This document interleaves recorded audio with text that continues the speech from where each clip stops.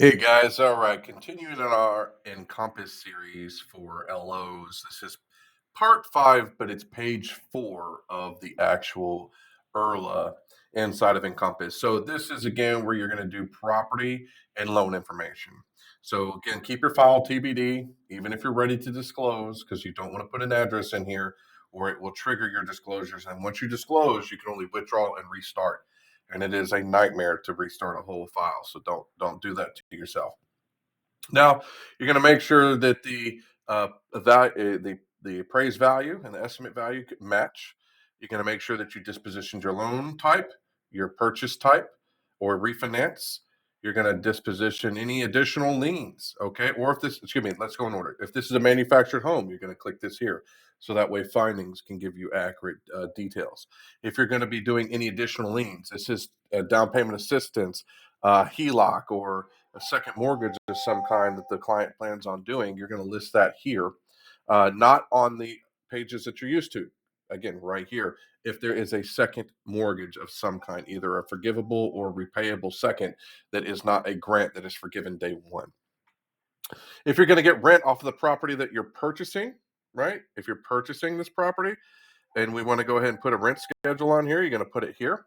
And then if you're getting a grant or a gift, this is a one-time deposit of money that doesn't have to be repaid, applied towards the down payment or the closing cost of the loan transaction. You'll put that here. Hopefully it's not deposited so we can do a lot less paperwork. But if it has been deposited, make sure that you prep your client. There's going to be a little bit of paperwork that follows a deposited gift sometimes. And then you're coming down to the declarations page. If they have any yeses or nos here, it will trigger you to leave a little explanation so we can understand what's going on.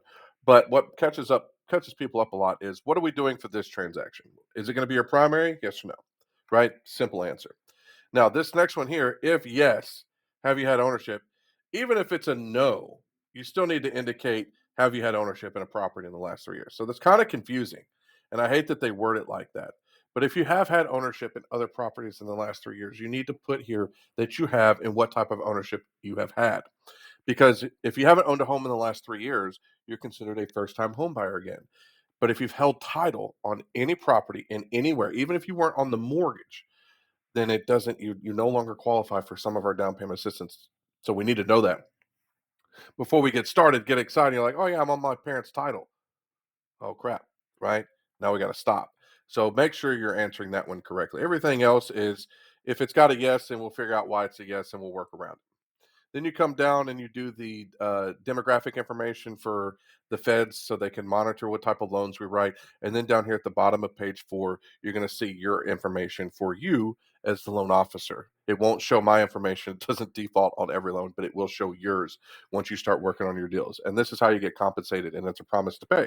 If the loan is disclosed in your name, then it's going to be funded in your name and you're going to get paid in your name, right? Even if you were to be if you were to pass away or if you were to quit, leave the company for whatever reason, the company dissolves and they still closing loans, then you'll still get paid on these loans post closing. The only way you would not is if you're fired for cause. You were doing something fraud, you were doing something illegal, you were doing something that wasn't allowed per the guidelines of the bank, and then there's no reason to pay you because you were breaking the law. All right. Now, that's all for page 4. If you have any questions on this, feel free to reach out. Thank you guys so much. We'll see you on the next video.